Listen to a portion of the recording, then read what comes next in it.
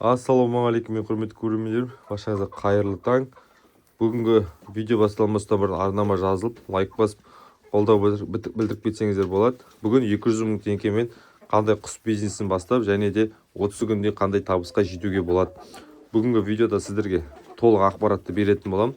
Видео басталмастан бұрын өзіңіздің ойыңызды, пікіріңізді комментария қалдырып кетіңіздер. 200 мың теңгеге қандай құс алуға болады.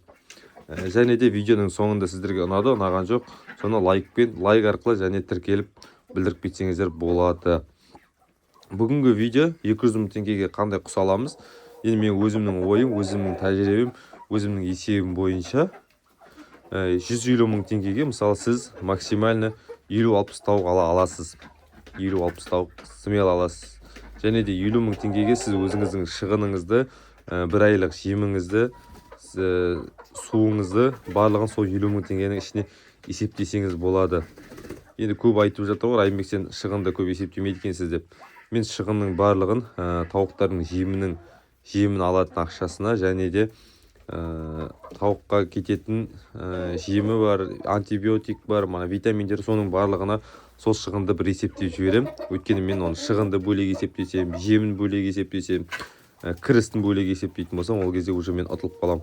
Сол себепті шығын мен бұларға кететін жем, витаминдердің екеуін бірге есептеп, бірге қосып жіберем.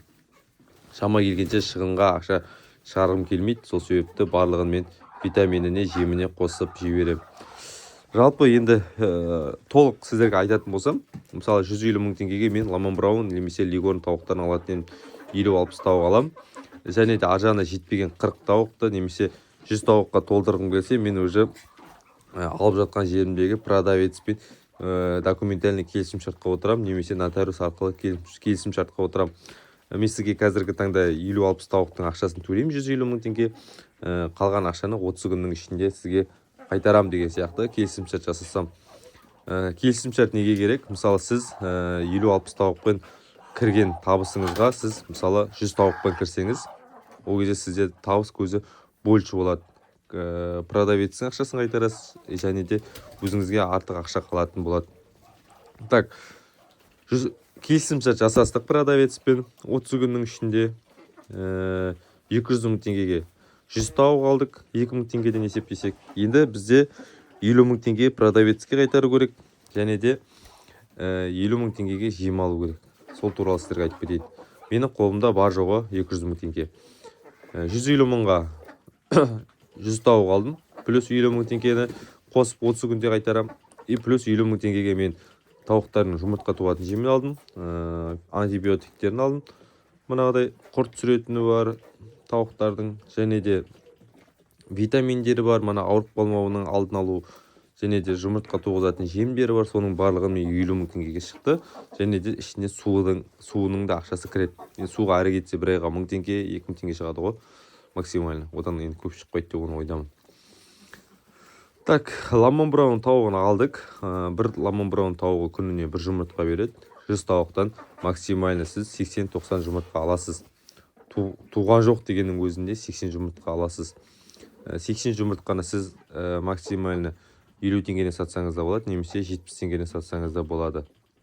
Ал домашний тауықтың жұмыртқалары қазіргі таңда 80 мен 90 теңгенің аралығында жүріп жатыр. Біздің қалада, біздің Орал қаласында.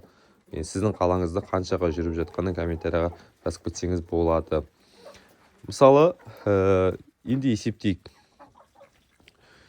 100 тауықтан 100 жұмыртқа алдыңыз. 100 жұмыртқаны аласыз да, сіз 50 теңгеден сатасыз.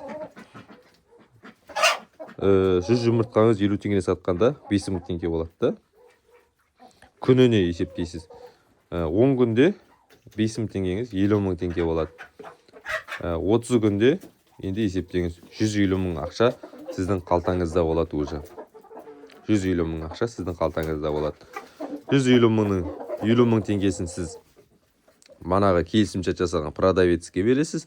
50 мың теңгені жем суына жібересіз. 50 мың теңге уже сіздің қалтаңызда қалады.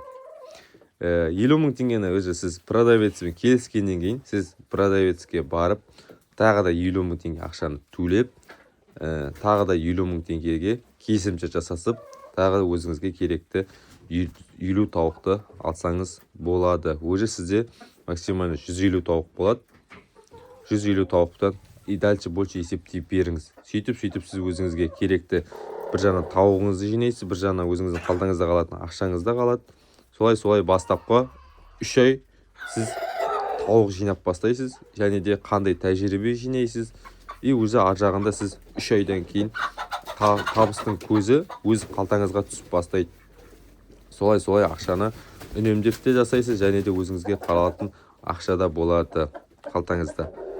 Мысалы, басында салған 200 мың теңгеңізді сіз максимальны түрде 3 айдан кейін, 3 ай емес, даже 30 күнде қайтардыңыз ғой мана. Просто сіз өзіңізге керекті тауықтарыңызды жинадыңыз, витамин жинадыңыз, қора салуға ақша кетті деген сияқты ғой. Сондай мақсатпен 3 ай сіз ақшаны оборотта ұстайсыз.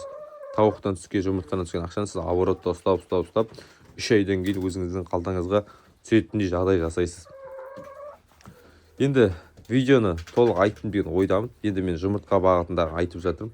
Инкубационный жұмыртқа, инкубатордан балапан сату керек, сондай тауық алғым келеді дейтін болсаңыздар, оған енді мен сіздерге отдельно видео түсіріп, отдельно айтатын боламын. Өйткені қазіргі таңда видео ұзақ. Қазіргінің өзінде 6 минуттық видео шығып тұр. Видео ұзақ болған сайын адамдар көп қарамайды. Сол себепті мен қысқадан нұсқа айтқым келеді. Қысқадан нұсқа айттымғанның өзінде видео 6 минут, 7 минутқа созылып кетіп жатыр. Енді 200 мың теңгеге осылай бастауға болады. Енді өздеріңіздің ойларыңызды, пікірлеріңізді комментария қалдырып кетіңіздер. Келісесіз ба, келіспейсіз ба? Сол туралы міндетті түрде айтсаңыздар болады. Райко, қалай жасаймыз? 200 мың теңге ақшам бар. Қайдан аламыз тауықты? Келісімшарт қалай жасаймыз дейтін болсаңыздар, тоже комментария қалдырып, немесе өзімнің жеке WhatsApp-ыма жазсаңыздар, мен сіздерге толық ақпаратты айтатын боламын. Мысалы, сіз қай қаладансыз? Орал қаласынан болса, мен сізге Орал қаласындағы тауып алатын жермен келісімшарт жасатуға көмектесе аламын. Бұл енді жардама емес, мен ол кісілерді танымаймын, барамыз, осылай деген сияқты келісімшарт жасасамыз, любой адам келісімшарт жасайды. Барлығы нотариус арқылы болған жағдайда. Ал нотариус арқылы болмаса, ол кезде ауызбен айтылған сөз сол жерде қалып қояды. Немесе мына видеоға түсіп тұрып келісімшарт жасасаңыздар да болады. Өйткені келісімшарт бұзылған жағдайда сіз видео арқылы прокуратураға немесе тағы басқа жерлерге арыз түсіру арқылы ақшаны көбірек қайтарып ала аласыз. Сол себепті кез келген жерде дәлел ретінде видео немесе WhatsApp арқылы сөйлескен, договорлар немесе нотариус арқылы сөйлесіп келісімшарт жасасу керек. Жақсы достар, видео ұнаса арнаға жазылып, лайк басып, комментария қалдырып кетіңіздер. Келесі видеода көріскенше.